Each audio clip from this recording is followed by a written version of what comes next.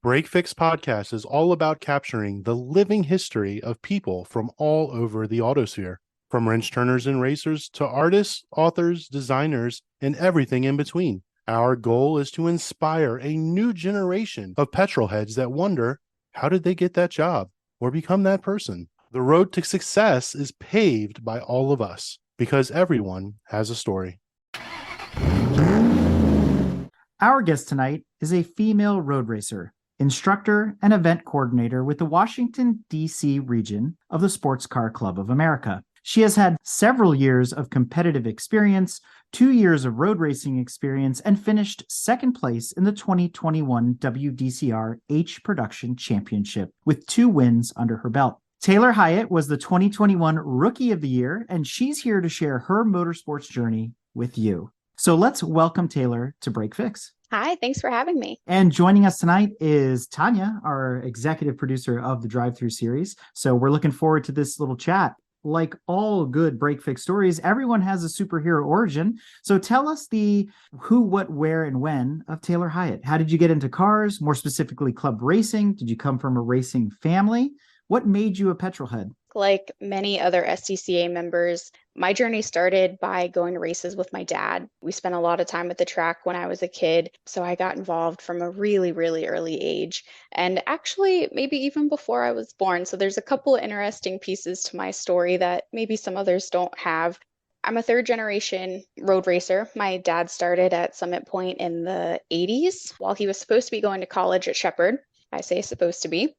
Once he was hooked, he got my grandfather involved. He started racing, and it really just became a family affair. My dad and my grandfather were racing, and then my grandmother was crewing and doing all that behind the scenes stuff as well. Then fast forward to the late 80s, early 90s, my dad had kind of backed off from road racing a bit and become an EMT at Summit Point, where he met my mom, who was also an EMT. So they met at Summit Point, both EMTs working there. Parked right there in front of Shea Summit, as cozy and romantic as that is, right? Absolutely. So when people ask me if I have racing in my blood, I'm like, I probably do. Like, we don't want to go down that road, but I probably do. They saw each other across a crowded paddock. It's right, okay. Exactly. Yeah. And it's a great story. I love it. And my boyfriend, Mike, and we actually met at Summit too. So it's kind of a cool story to have to tell others. My parents were involved for a long time.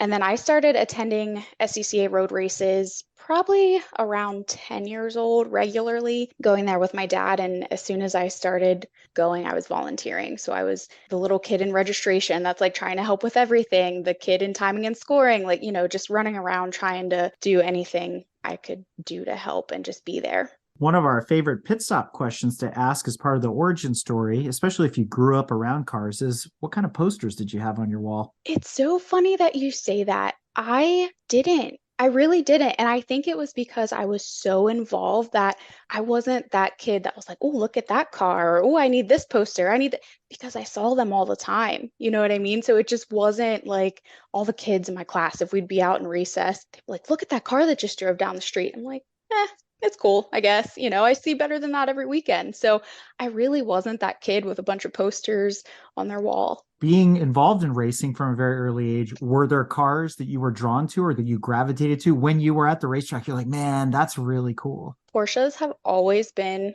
my favorite. If I had to pick, really, I want to get my hands on anything. I want to drive them all. I want to touch them all. I want to be in them all. I just love cars in general and racing. So as you were stepping into your foray in club racing, what did you use as your quote unquote gateway motorsport? Or did you have one, meaning autocross or karting, or did you start in HPDE first? HPDE or autocross would have totally made more sense than where I actually started. Again, with my dad, he was rallycrossing. He was on the rallycross board with SCCA, and I went to a few rallycrosses with him and really fell in love with the group of people that were out there doing that every weekend. The cars, they just pick stuff off the street and bring it and go rallycrossing. So I did that a few times with my dad. We actually co-drove a couple of times over a span of a couple of years. It was great. It really taught me car control at that point, which I didn't really know that I needed, but it helped a lot with that. After that, I did that around 2016, 2017. And then in the fall of 2017, I did my first HPDE with the Washington, D.C. region of SCCA. From then, it was just a matter of time before I was racing. I really caught the bug at that point. I wasn't too sure that I wanted to go down that route. I had volunteered for so long and I love that side of it. I just didn't know if racing was going to be for me. But it didn't take long after that first HPDE event to want to do more. So there's plenty of people that go through that same experience that you just described, and some cross that threshold and we never see them again. They end up in club racing, and we look fondly on the times that they spent with us at HPDE. And then there's other folks that are much more sort of timid about making that transition. Since you went through that whole journey, HPDE to competition school and now full-time into club racing, kind of walk us through that journey. What's that like? One thing about HPDE, you can always get that constant feedback. So I really enjoy that part of the high performance driving, having coaches either in car, in class, combination of the two. I really enjoyed that part. And then that made a very easy transition into competition school. Moving up through the ranks within HPDE, you're starting as a novice, you're moving on into intermediate, you're soloed, you're advanced. It's a very gradual process that really sets you up for competition school if that's where you want to go. So competition school really teaches you that racecraft that you're not going to get in HPDE because that's not the point of it. Competition school, having that racecraft, then again, an easy transition right into road racing where you just continue to perfect those skills. People make a lot of assumptions about what club racing is like. I've also heard that, everything you learn in HPDE, other than which way the track goes, sort of gets checked at the door, right? It's very much apples and chainsaws is a comparison I like to make, because to your point, there's racecraft involved in club racing. So what are some of the things that you kept with you or that you brought from other disciplines into club racing? HPDE will teach you the basics. And from those basics, you have a great head start into building that racecraft. One of the things they teach you in HPDE is you get to your corner, you do your braking, then you do your turning. It is one step, then the next, then the final step.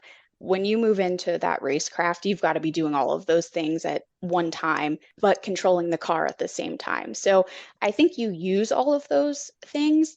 You just have to get a little better at them, start moving those things closer together that they're teaching you, and not just step by step by step. It all kind of comes together and you're doing it all at the same time. And all of us on this call are HPDE instructors as well. So you kind of realize that HPDE is very tactical, right? To your point, step A, step B, step C, but club racing becomes very strategic. Not only are you doing all those things, you're dancing with the car, but you're being defensive, you're being aggressive, you're blocking apexes, you're defending corners, you're looking for other people's mess ups. Those are things that you learn pretty much on the battlefield of club racing compared to HPDE. They don't teach that, I guess, aggressiveness until you get to competition school. Absolutely. And another big piece of that is even if you're in advanced or in an open passing situation, it's very limited. People don't want to hurt their cars that they have out there. So even if you're in that open passing, it's so limited that you don't get the experience. And I will say that was one of the more difficult things to kind of get over moving into club racing. Someone might be next to you and you're not really aware of it until maybe sometimes it's too late. I mean, you really have to be aware all the time of your surroundings. You're not just waiting until you get to a straight and that's where everybody's going to pass you, or you come out of the corner and you know to stay to one side or the other.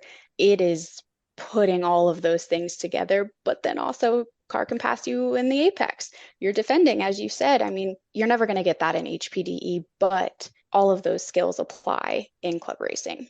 Another big difference with HPDE versus the club racing is even in those open passing groups, when you've become, super advanced, the cars are not the same. Like if you're in a club race and it's club racing E36s, okay, everybody's got an E36, the balance of power, they're all the same. Whereas in an HPDE, you could have a Lamborghini coming down on you and you're in a Honda Civic. That passing experience is also going to be very different than anything you're going to experience in the club race setting. It is to a point. So I race in a multi-class group. We do have some of that speed differential, especially on the longer straights.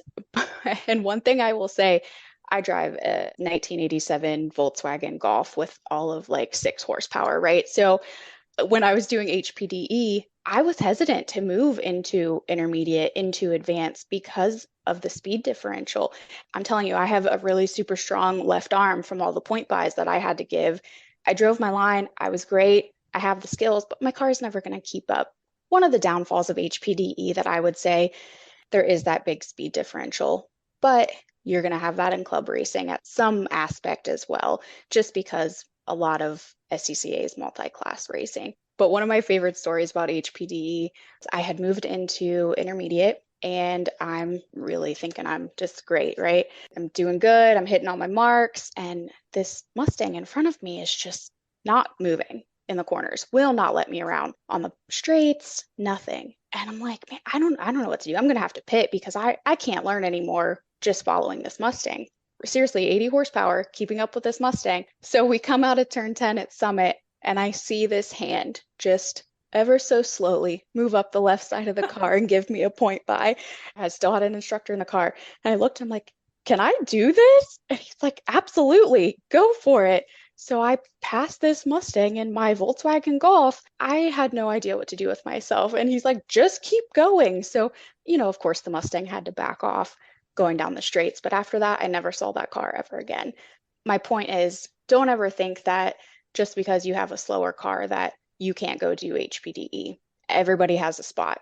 100%. Now, in your journey, you became a coach at some point. Did you do that before or after you went to club racing? So I am a instructor for the comp school within DC. Yeah. So I went through comp school, got my race license, did a year road racing. Then I moved into a trial run being an instructor for the comp school. And then this will be my first solo year as an instructor for the comp school. Do you see yourself going back to HPDE as an instructor there too? I get car sick, so I don't know that that's a possibility.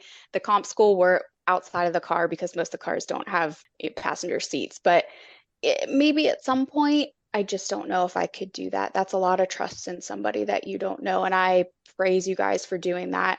I had a lot of really, really great instructors in the car with me, and they were fantastic. But for me, I just don't know if that's an option. But the instructing for comp school outside of the car, absolutely, I'll continue to do that. How does that work exactly? We meet Saturday morning, kind of just go over the basics with the students.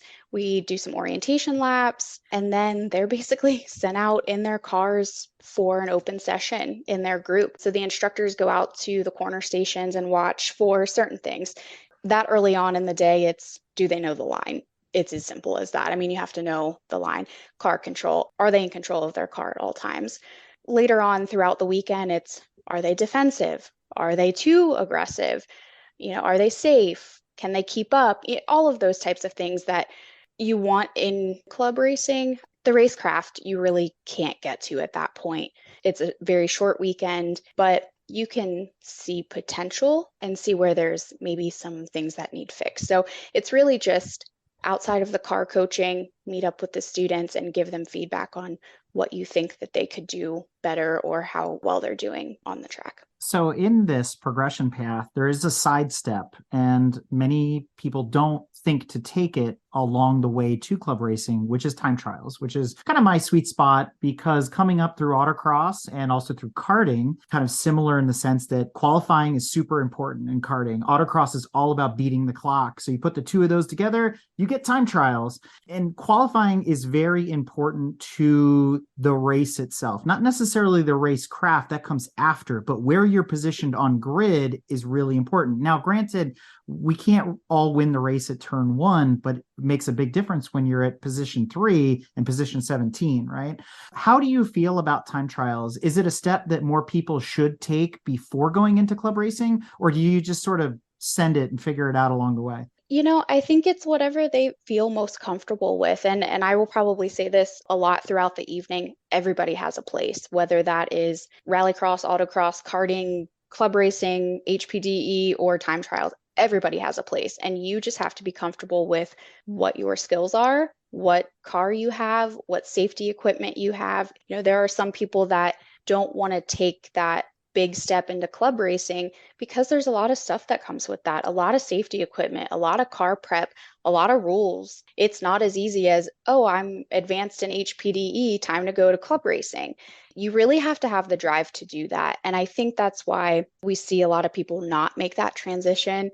They're in advanced for a long time and just don't make that move because I don't think it's for everybody.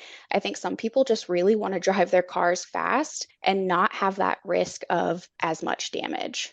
You know what I mean? In club racing, it is wheel to wheel, should be no contact, but we all know things happen. There's just not that big of a risk with HPDE, which is great. I love that there's that option. Time trials, again, that risk is increased a little bit, but not as heavily, I would say. And I don't have a lot of experience with time trials, but again, I think everybody has a place. And if that's that next little bit of adrenaline you want, that's the place for you.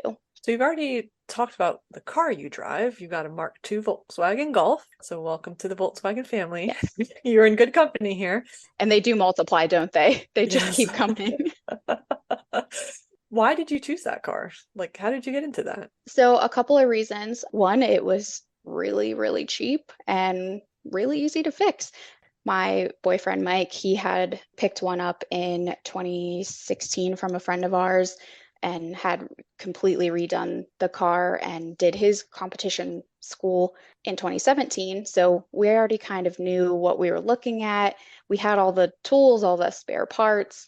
So it was just a very easy choice to say, yeah, this car is like $1,000. Let's go pick it up. We already have all the spares. We can just build another one. Another cool part of that is that's what my dad raced when he was racing in the 80s before he moved on to minis. So are you heavily involved in the car's already built, but continuing the maintenance, doing any other modifications? I know enough to be dangerous, is what I like to tell people. We're all YouTube certified mechanics here. It's Yes. okay. So when it comes to more of the fabrication side, like I can help figure things out.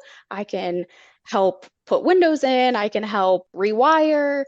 The mechanical side, that's not going to be a good scenario for anybody. So I let at least the people who think they're experts handle that, and my car's still running. So I'm okay with it. Somehow, I feel like I was left behind. My dad was involved in racing for so long and cars and raced, and somehow I never learned anything about cars. I feel like I got left behind. I'm a little bitter about it, but at this point in my life, I should just leave that up to the professionals. We've talked about club racing. We've talked about the car. The next big part of this is classing. We mentioned in the introduction the H production class that you're running in. Knowing the GTIs, the Mark IIs specifically, they've been in SCCA forever, but they run in different classes. So you're an HP, but there's also GTIs and ITA and ITB and other classes. How do they compare? What does that exactly mean? Specifically, I can speak to the difference between ITB and H production because my car was originally an ITB car. That is very much, I won't say stock, but pretty close to stock. I mean, you can't do a lot. You can make some minor improvements, but you're never going to get that speed, that extra horsepower, less weight, things like that. You're just not going to get that staying in an ITB class. Moving up into H prod, there are a lot more things you can do, and you'll see a difference between the front runners and the back of the pack and what you can do to your car, which some people don't enjoy. You know, the spec racing has its perks of everybody's doing the same thing, everybody's driving the same car, and it really comes down to the driver. In H production or any production class, you're going to get that bigger difference of front of the pack, back of the pack when it comes to speed. Again, there's always somebody to race in mixed class racing, in prod racing. You're always going to have someone. I don't mind that so much, but as far as car prep, it just really comes down to the more you can do with every single piece of the car. We're always learning, regardless of where we are in the stage of our racing careers. So talk about some of your biggest, what we call code brown or oops moments.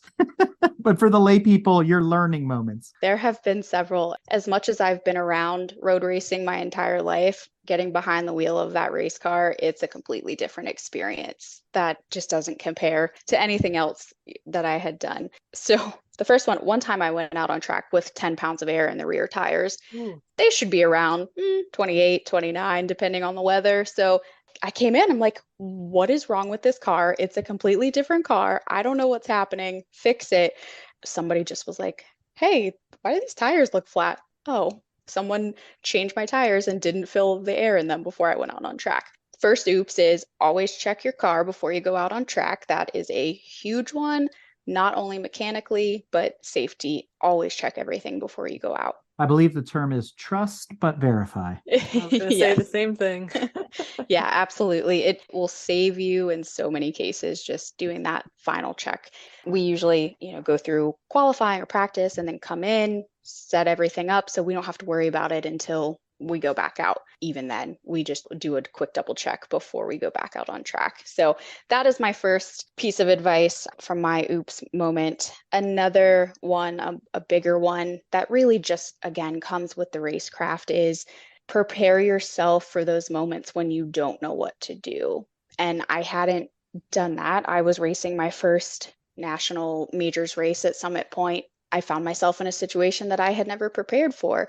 I was coming into the fastest corner of the track, turn 4, and the throttle cable stuck. Luckily, it's got a safety that the throttle wasn't actually accelerating, but I had no idea what to do. I mean, the car was just shutting off. I had no power, but I couldn't really comprehend exactly what was going on in the moment because everything's happening.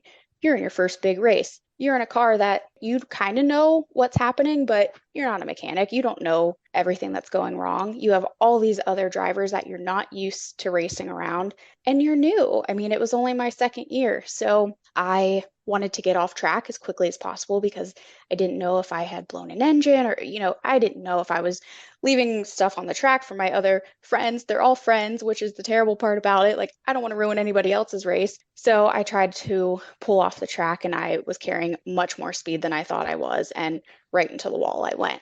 Again, prepare for what you can't prepare for and just take a minute to breathe and kind of assess the situation before making any decisions. It's a good thing that those GTIs are tanks. So I know.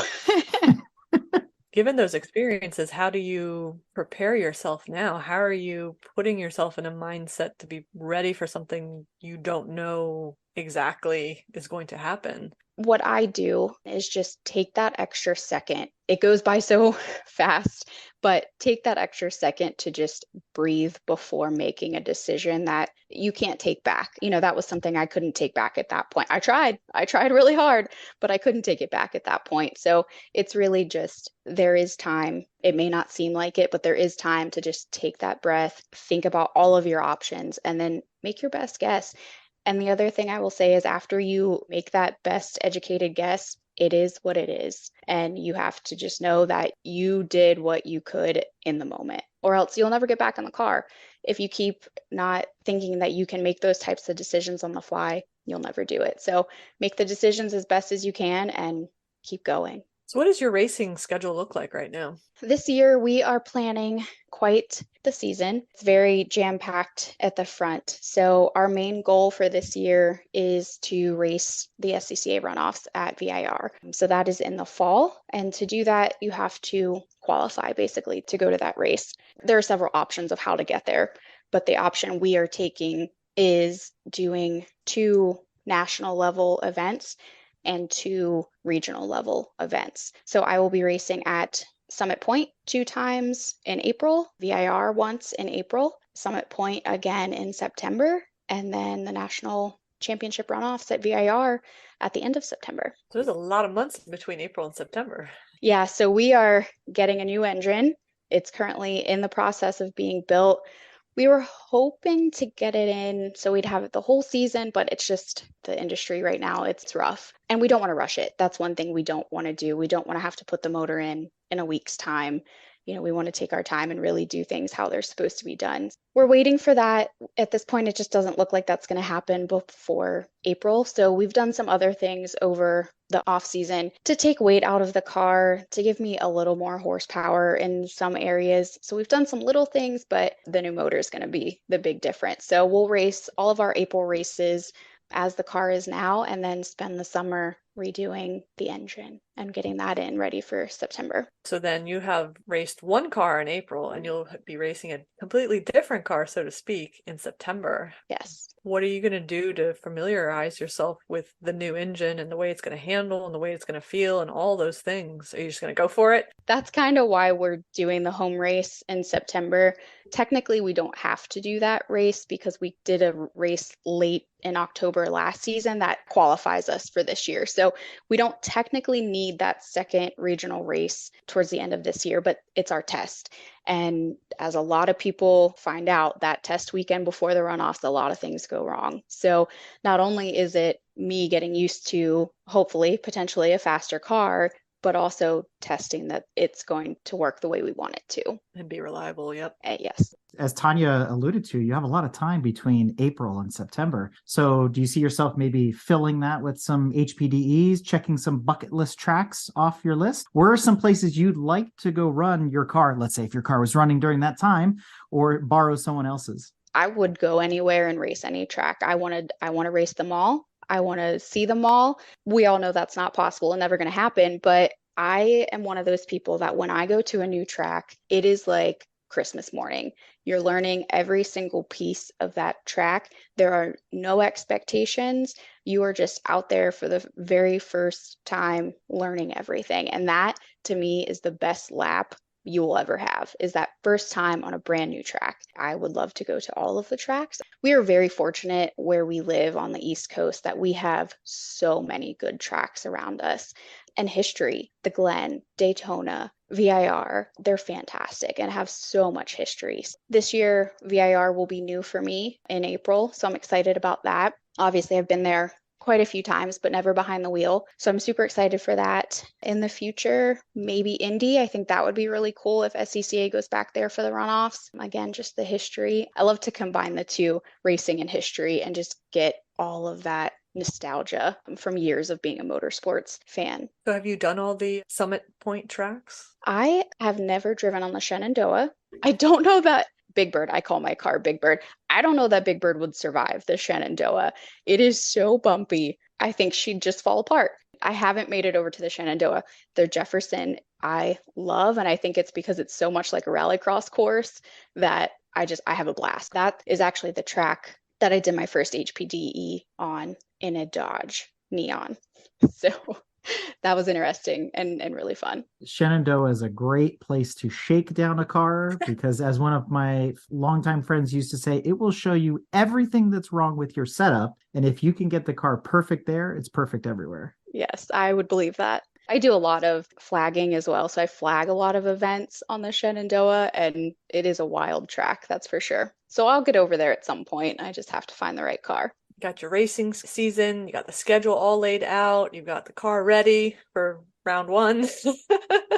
It'll change at round two. What are you doing personally to prepare for these events? So one is getting back into shape from my winter, however many, I won't say, but I think that's something we all have to do. It's like, okay, we have to realize as racers, we have to fit back into our driver's suit that we paid a lot of money for every year. So we can't let the winter get to us too bad. I keep up with some strength training and cardio and stretching anyway. Just I feel that it helps really make those Mondays a lot less painful after being in the car all weekend, if you already are kind of in tuned to having those muscles work like that anyway. So I do keep up with that. We do have a sim rig here in the basement that we use. I have a love-hate relationship with that sim rig. I am one of those people that I need to feel every little bump and tweak of the car, and the sim rig just doesn't give that to me. So I find it very difficult, but as far as learning a new track, it's the best way to go. So I used 2 years ago now when I went to NJMP for the first time, I used the sim rig a lot to prepare for that.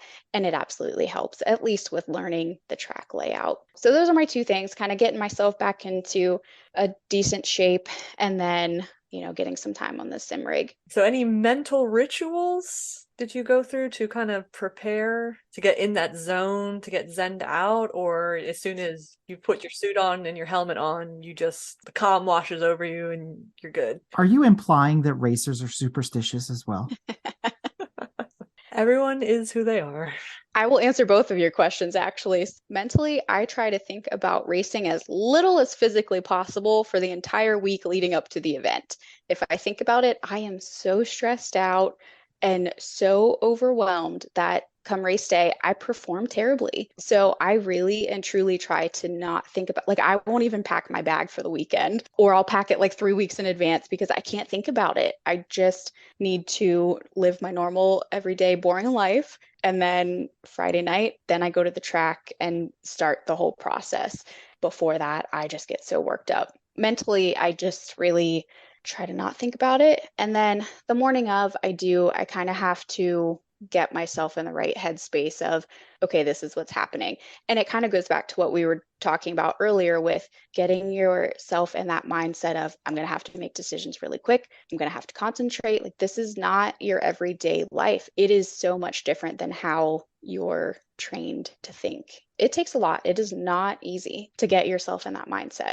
And then as far as superstitions, I actually have a pin that goes on my race suit that my grandfather had for a very long time. It has been through my grandfather's comp school. I gave it and put it on Mike's suit when he went through comp school. I had it on my suit. And then my dad just went back through comp school last year after 37 years of not racing. He wore it on his suit. So it's pretty cool. We do have a little superstition that everybody wears it on their suit. Outside of all this, one of your other jobs is the charity coordinator at the WDCR, the Washington, D.C. region of SCCA. So what does that role entail, and how can other people get involved in helping you with your job? I took that on last year, was my first year. As the charity coordinator, I really just plan charity events during our regularly scheduled events to bring a little bit of giving back to the community. I like to say that most of us live, work, and play in. I think getting that many people together as many times out of the year that we get together, we should really be giving back to our communities. Last year, I planned 3 events, one at a road race, one at an autocross, and we actually did a virtual event.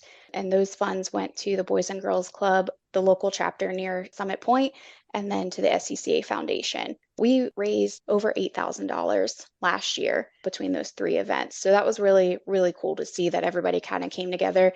In a world where racing is not cheap, people are still willing to give to good causes in our local communities. So as far as helping, I am always, always, always looking for people to help me plan the events, help me staff the events, but also just get the word out there. It's really hard with how social media is and the algorithms to get this kind of stuff in people's faces. So just spreading the word when you see it is more helpful than you can even realize. Also, if you are a business or know someone who is willing to give products or services for raffles and things like that, that's a huge help as well. Really just about donations and help and spreading the word. So if a young girl walked up to you today and asked, why do you race? What would you say to her? I think I race because that's where I fit in. It's where I've always fit in. And I think everybody needs to find that place. And if you walk around the paddock at any motorsports event, you will see we are all alike. It doesn't matter what you look like, how old you are, what you do for work. When we step into that paddock, we are all so like-minded. It's crazy. So I really just think that the motorsports industry is where I fit in. It's my people. They're my people. They're my family. I have made so many lifelong friends through racing that some of them I'm closer with than my own family. So to me, racing is about a place where you fit in. Not everybody plays other sports. Not everybody fits into those clubs or things in their schools. So this can be an outlet for anybody, male or female, to find a place to fit in. I think sometimes people have a preconceived notion automatically that motorsports equals science, tech, math, engineering, and so you have to have that kind of mind background to be involved in it, and that's really not the case. I think there's people of all walks of educational background that get involved in motorsports. I mean, obviously there's a financial aspect to it that can be quite burdensome, so if we set that aside, is it obtainable no matter what, or is it really geeky and techy like some people might think? No, I think, like I said earlier, there's a place for everybody. And if that is you're a super tech smart geeky person that can be the person behind all the electronics or the data, all of that stuff that I want nothing to do with, there's a place for you. If you are that mechanic that wants to get your hands dirty and knows everything there is to know about an engine, there's a place for you. If you're the crazy ones like us who want to be behind the wheel, there's a place for you, whether you have a car, rent a car, find a friend, go buy a $500 car on Craigslist. Is that even a thing still? I don't know, but there's a place for you. And if it's not actually racing or being hands-on with a car, there are so many other ways to get involved with volunteering or event planning. So many things, especially when you move into club racing, that is all volunteer. Most people don't know this, that these events are staffed by volunteers. There's a place for you, no matter how techie you are, how non-techie you are, budget, low budget, high budget, there's a place for you. And it dovetails off of what we talked about earlier, the transition from HPDE into club racing. As a coach, you see all walks of life come through the HPDE. For some people, it's a bucket list. They just got their new Corvette and they just want to drive it like it was intended to be driven and things like that. And you got the guys that are aspiring club racers and everybody in between. And what's funny is, what you mentioned about different people from different backgrounds, it comes through in their driving style a lot. I've had students that are art teachers and they're very passionate about how they drive and whatever. And you got these super techie guys from the IT industry and they're over analyzing their laps. And yes, I even had one student, I'll never forget. I turned to him at one point and I said, "You fly airplanes, don't you?" And he goes, "How do you know?" I said, "By the way you hold the steering wheel." And he was like, "Oh, and it's sort of funny, these little things that you pick up on. But at the end of the day, we're all behind the steering wheel. We're all out on track together, communicating almost like bees in a way, right? Where it's nonverbal, but it's happening. And it's such a beautiful thing to get everybody together like that in that type of arena. It really is. And that, again, just goes back to what I was saying earlier with once we step into that paddock, we're all the same. It doesn't matter. And I find this so entertaining that I can really tell people, like, I know a rocket scientist. I've met one because he raced with us. Like, you would never think that these people come out and race these cars. And some of them are racing like Miatas. Some of them are racing Ferraris, Corvettes, Porsches. It doesn't matter. They just want to be in the car no matter what it is. I love it. That is probably the part I love the most. Just everybody really having the same mindset and wanting to go out and achieve the same thing. We all either want to go fast, learn how to go fast, control our car, race. We're all moving towards the same thing. And, to expound upon that a little bit more, and food for thought for listeners who are thinking about getting involved or still unsure or unclear how they can be involved. Even if you don't want to be a driver, like you were saying, there's so many other things: pit crewing, flagging, EMTing, right? But even beyond that, if you have local racing organizations like the SCCA, you can be involved in the club itself, on the committees. There's plenty of newsletters that go out, and artwork, if you're a graphics artist, things of that nature that you can be doing, the event coordination, like you said, journalism, even writing articles, recapping the events. I mean, maybe you can even get into broadcasting. There's commentators during the races. I mean, probably about every profession in the world can somehow be tied into motorsports. And there, like you said, there's a home for everybody, depending on what you're interested in. Those are the people we're looking for all the time. We have racers. Could we have more? Yes, absolutely, we could have more, but it's the people to run the events. We need them. And I think the problem is people come as a volunteer and they get hooked and now they want to race, and we lose them as a volunteer because now they're racing. That's what happened to me. I'm not nearly as involved as I used to be because now I'm racing. Do we want racers? Do we want volunteers? I don't know. We need everybody. So I think it's so great that there really and truly is a place for everybody. And like you were saying, all of these professions that they're doing outside of Friday through Sunday, they can come to work with us as well. So this next question is kind of specific to you being a lady in racing. Just to preface it for everyone, the listeners included, it gets asked a lot when we have lady guests, and it's not necessarily to poke at the male gender or anything like that. The question is really twofold. On the one hand, a lot of women can have a negative experience, and often it's men aren't accepting of us in this motorsports world. And I think there needs to be an awareness of, is that still happening? We need to continue addressing it, and the men folk listening need to be aware that that's still happening. But the other side of the coin is there's been a lot of ladies that have said, well, I haven't experienced anything like that. All the men that I've come across boss or whoever it is have been really wonderful and accepting, great friends and family. And so ladies also need to be aware of that, because if that's a barrier to their entry, it's good information either way. So what has your experience been? Have you had any of the negative? Has it all been positive? I feel like I have been so lucky to have probably 98% positive. I feel very fortunate. And part of that is, I think, growing up around it. I know the language, I know the vibe, I get it. I know the people to be around, the people not to be around. Like growing up in it or being in it for a long time, you just kind of get a feeling of that. So it's a little easier. That's not to say that I haven't had those experiences. I have had someone come at me in tech after a race and basically tell me I don't know how to drive. I won't go into everything that was said, but really putting me down without saying that's why, that was why. And you could tell. So I've definitely had those experiences. It happens, but I don't think it's happening as frequently as it did decades ago when we weren't in motorsports nearly as much as we are now. I mean, if you are a motorsports fan and you look at Instagram, there are so many female racers that are popping up all the time. They're everywhere. And social media is just buzzing with this women in motorsports movement right now. And that's thanks to a lot of really great women racers that came before us, some of which you've had on your show here.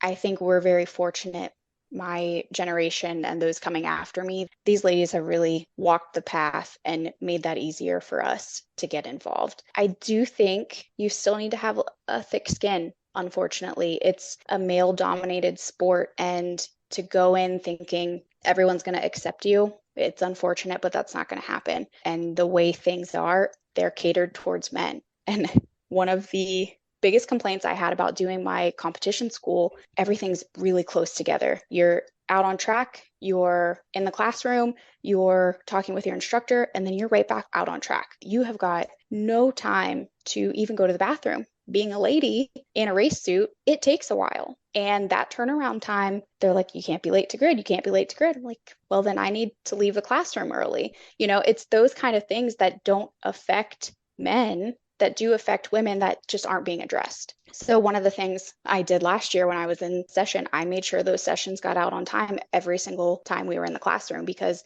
they needed that time. And we have at least 2 females going through the school this year, and I will be doing the same thing, making sure that I can help accommodate them in whatever way is necessary. You hit on something really important about what's going on, not only in this sport, but other sports. But one of the things I like to remind people is motorsport is one of the few, if not the only, like truly, I want to say non-discriminatory sport in the sense that it's co-ed. It doesn't matter your background, your ethnicity, your beliefs, your faith, whatever it is. It's accepting of everybody because, again, going back to the earlier part of the conversation, when you're behind the wheel, you're an object on that track with other objects buzzing around you. So it's really interesting when you look at that from that perspective, which brings up a conversation about how to invite more people to the paddock. You know, a lot of people say, well, if I see you, I see me, one of those, see you, see me type of situations. And that's important. So how would you change racing if you were a queen for a day to make it more inviting to people, especially women? That's a really, really tough question. And I think that's why no one else has figured this out yet. Like I don't have any groundbreaking ideas, but I think we just have to be more inviting overall, period, to everybody. I think some groups are set in their ways and have the longer term, longer generation members who just aren't really accepting of new members at all, male or female. Some of those things come into play. I also think some of the barriers are safety equipment, racing suits, say. That is something very new to the market, that racing suits are being made for females, Nomex underwear being made for females.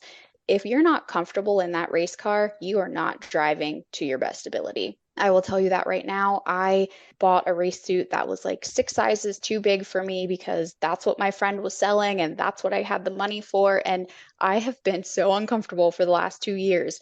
And I finally, OG Racing just helped me get into a brand new ladies suit, and I can't wait to be in the car with that. So I really feel like a lot of these issues that are specific to women need to be addressed before they're going to want to come race with us. But I will say that suit was on the higher end of the suits, even though it's maybe the same quality as some of the lower end suits on the male side. And it's funny you bring that up because it's actually a systemic problem across Yes. motorsports in general. And we actually interviewed Paige and Kelly McReynolds from McRae Motocross, and they saw the same thing in off-road motorcycle racing, and they started to develop their own suits and gear and things specifically for women. So that's also kind of cool that that sort of transition is happening in the industry as well, as more and more women are coming to the paddock, every weekend. So it's an excellent point that you bring up. Absolutely. And I think several decades ago, when the Lynn St. James of the world was making this path for us, they didn't want to stir up anything more than needed to be stirred up, right? So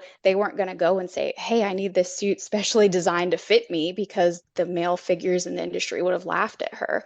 Some of those things are just coming to light because we're living in a different world. We're living in, I like to think, a more accepting world, trying to get there. And so people don't look at you funny when you say, I need something that fits me better. That wasn't the case 20 years ago. So circling back around to your career now as a racer, obviously racing, it's kind of a business, right? In a way, it's your business.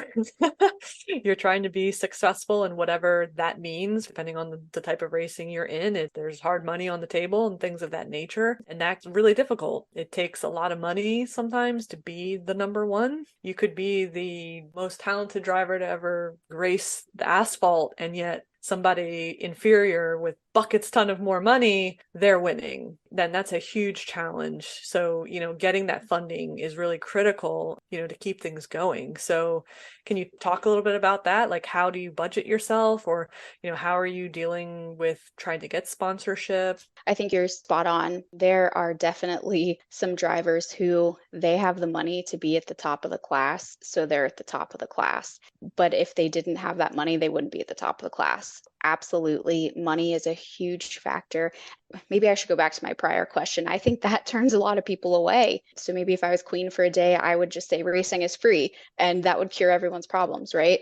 But money is a huge factor. It's unfortunate, but it's a huge factor in racing. So me personally, I have to pick and choose. Maybe some years, even in HPDE, do more events than others. It just all depends on also what's going on in your personal life. Most of us, especially in the regional level, we all have other jobs. We're working full-time jobs to pay for our racing habit. So there are worse things to be addicted to, right? That's what we keep telling ourselves. Everybody says that. There's worse things to be addicted to. I know. I question that sometimes. Like, I don't know. I think this is pretty bad sometimes, but it shows how fun it is because we keep doing it and paying all of this money to do it. There's a reason. And it's that feeling you get when you grab that steering wheel and put your belts on. I don't know how to explain it. You can't explain it if you've never been there, but it's a good feeling. Having to pick and choose your events makes that really hard. And watching the bottom dollar, it makes it really difficult. So sponsors do certainly help that. I think getting sponsors is becoming more and more difficult because the market is so saturated with really great drivers. It is crazy the amount of so talented people that are out there all fighting for the same dollars. Mostly when looking for sponsorships, we find a brand or a company or business that we enjoy working with, we enjoy or use their parts. We have worked with them for some time and we reach out to them and just say, hey, we've been buying parts from you for 3 years. Do you want to help us out? Do you want to sponsor our team? Do you want to give us a discount? Like most of the time, what you're getting is discounts on either products or services, which is great. It is fantastic if you can get those parts at a discounted cost or safety gear at a discounted cost. That helps. Every little penny helps. And then you can put that towards your entry fees and your gas and your tires. I just really reach out to those businesses that I believe in. I'm not going to work with someone who I don't believe in. I don't like their parts. I don't like how they work. I'm not going to do that. So find somebody you really like and just see if they're willing to work with you. And then once you build that relationship a little bit, they might be more willing to give you more the next year, or maybe they'll sponsor your entry fee for the weekend. You can just build upon that relationship and hopefully get a little bit more. Go in a little bit more detail if you can. Like, so you're actively looking for sponsorship right now. Yes. Is that involving like cold calling places, or, how does that side work? And then also, like, how do they get involved with you? Like, is there a means, if anyone's listening out there, right? Like, how could somebody reach out to you if they wanted to sponsor you? Yeah, help us help you, right? Yes, absolutely. And you already have actually. So, like I said, most of what we are doing, we're not cold calling for the most part. We're working with businesses that we buy parts from. Again, OG Racing, they have helped the DC region for years and they always help the drivers out if they can. So we've been buying stuff from them for years. They help us. So it was really just reaching out to those businesses that were already buying parts from or getting services done from. We did reach out to a couple local places. I think that tends to be the best option as well. I mean, if you're calling up like Napa, you're not really probably going to get a sponsorship from them or even a discount because they do the higher level sponsorships. Right. But your local parts store down the street, they might want to get their name out there. So go to them. And especially if you have someone in your local community that you know that has a business, go to them. You can never get anything but a no. That's the worst that's ever going to happen. And I really had to learn that and be okay with asking people for money. It's hard, especially knowing the economy we're living in right now.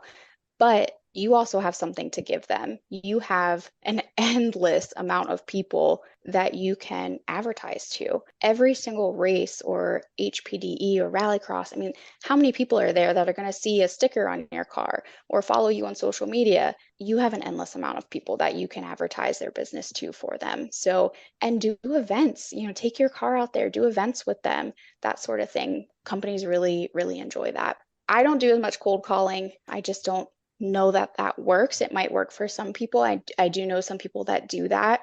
You have to have a lot of time on your hands to do that.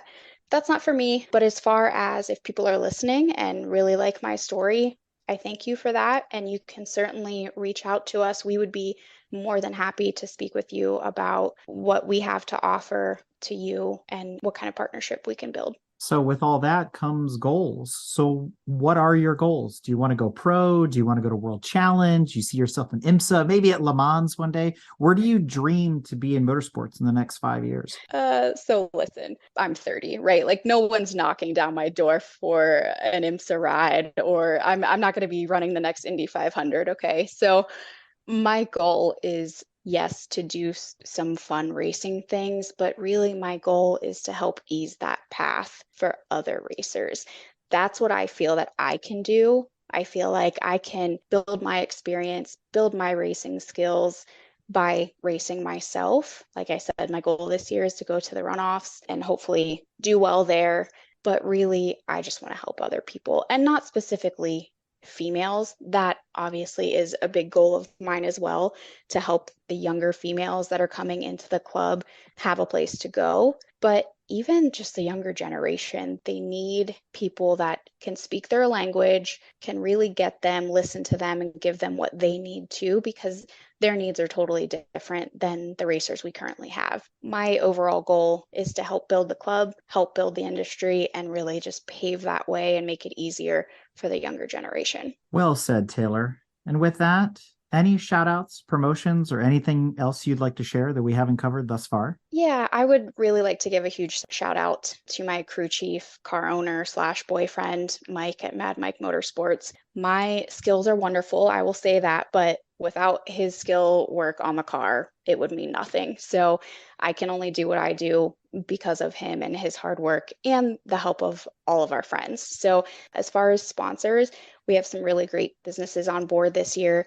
So OG Racing for all of your safety gear needs, of course, New German Performance, Autobahn AutoWorks, Half-Fast Motorsports, and then Koenig Wheels are all on board to help us already this year. So we appreciate them. And then we just hope that everybody can tune in to the 60th running of the SCCA National Championship runoffs at VIR. That will be televised via YouTube. So you can certainly watch that. Look out for us during the H production class. Do you have any charity events coming up? We will have our big road racing charity event during the Labor Day Spectacular at Summit Point. We've been doing that charity event oh my gosh, probably 15, 20 years. So that is our big event. That's where most of our funds come in. But then we will certainly work to get some other charity events thrown in there with autocross, rallycross, and at least a virtual event as well throughout the year. Well, we definitely need to continue to encourage young drivers of all walks of life, and especially the ladies. This helps keep the various disciplines of motorsports we love intact and growing. Currently, Taylor's goal is to build relationships with businesses and products she believes in turn helping them to increase exposure and drive sales. All of this while also keeping her race car in tip-top shape to compete at the highest levels. If you're interested in sponsoring her or want to follow her progress, find her on Instagram at taylor.a.hyatt and on Facebook. Be sure to check out other interviews she's been featured on, such as on the podcast Inside the SCCA. And Taylor, I cannot thank you enough for coming on Break Fix and sharing your story. Whether you believe it or not, you talked a lot about the women that came before you and how you look up to them and, some of the ones that have been on this show. But remember that there's young ladies out there that are looking up to you right now in the same way. And I think you're setting a very good precedent and a great example for those young women. And hopefully we'll see them in the paddock alongside of you racing out there. And we wish you the best of luck in this season and the ones to come. Thank you so much. If you like what you've heard and want to learn more about GTM, be sure to check us out on www.gtmotorsports.org. You can also find us on Instagram at Grand Touring Motorsports. Also, if you want to get involved or have suggestions for future shows, you can call or text us at 202-630-1770 or send us an email at crewchief@gtmotorsports.org. We'd love to hear from you. Hey everybody, Crew Chief Eric here. We really hope you enjoyed this episode of Break Fix, and we wanted to remind you that GTM remains a no annual fees organization. And our goal is to continue to bring you quality episodes like this one at no charge. As a loyal listener, please consider subscribing to our Patreon for bonus and behind-the-scenes content, extra goodies, and GTM swag. For as little as $2.50 a month, you can keep our developers, writers, editors, casters, and other volunteers fed on their strict diet of Fig Newtons, gummy bears, and Monster. Consider signing up for Patreon today at www.patreon.com/GT Motorsports. And remember, without fans, supporters, and members like you, none of this would be possible.